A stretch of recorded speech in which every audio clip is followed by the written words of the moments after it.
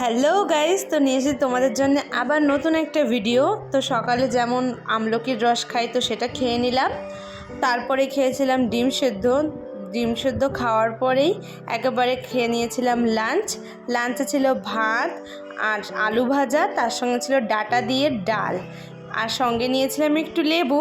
তারপরে লাঞ্চ করে চলে গিয়েছিলাম খেজুর সন্ন্যাসী দেখতে, পিসির বাড়ির ওইখানে। তো খেজুর সন্ন্যাসী তোমাদের সঙ্গেও শেয়ার করব। এই দেখো, এইখানে আগে পুজো হচ্ছে খেজুর গাছের নিচে, তারপরে এই খেজুর গাছটাতেই হবে খেজুর সন্ন্যাসী। সেটা তোমরা দেখতে থাকো। দেখতেই পাচ্ছ খেজুর গাছে উঠছে, আর খেজুর গাছে উঠে খেজুর ছুঁড়ে মারা হচ্ছিল। আমিও একটা পেয়েছিলাম তার মধ্যে থেকেই। তো খেজুর সন্ন্যাসী কমপ্লিট করে তারপরে খেয়েছিলাম একটু আঙুর বিকালের দিকে। আঙুর খাওয়ার পরে আর রাত্রেবেলায় খেয়েছিলাম, মা করেছিল একটু ঘুগনি, তো সেটা খেয়ে রাত্রে আর কিছু খাওয়া হয়নি। তো আজকের মতো এইটুকু, তোমরা দেখতে থাকো, টাটা।